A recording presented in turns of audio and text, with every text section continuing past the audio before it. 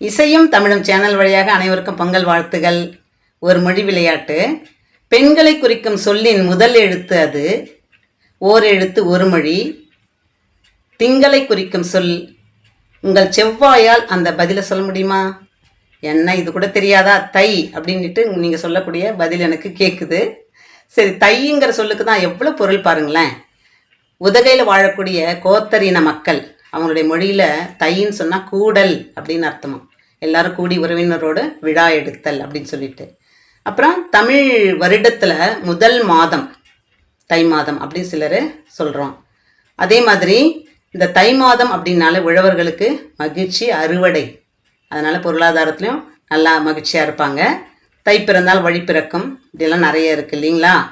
சரி, நம்ம இந்த உலகத்தை உருவாக்கி அந்த ஆதாம் ஏவாளை உருவாக்கின உடனே அவர் கொடுத்த முதல் தொழில் என்னன்னு சொன்னால் உழவு தொழில் தான். நிலத்தை பண்படுத்தி இதை பாதுகாத்து கொள்வாயாக அப்படின்ட்டு சொல்கிறார். அப்போ நாம் முதல் தேவை உணவு. உணவுனாலே நிலத்தோடு நீரும் அப்படின்றது. அப்போ நிலம் அப்படிங்கிறது தான் நமக்கு அடிப்படை தேவையான உணவை உற்பத்தி செய்யக்கூடிய உழவு. அந்த உழவு தொழிலை வள்ளுவர் சொல்கிறார் இல்லையா, எந்த துறையில் இருக்கிறவங்களும் இந்த துறையில் இருப்பவர்களை தான் பின்தொடர்ந்து அவங்கள தான் எதிர்பார்த்து நிற்கணும் அப்படின்னு சொல்லிட்டு. உழுதுண்டு வாழ்வாரே வாழ்வார், மற்றெல்லாம் தொழுதுண்டு பின் செல்பவர் அப்படின்னு சொல்லிட்டு.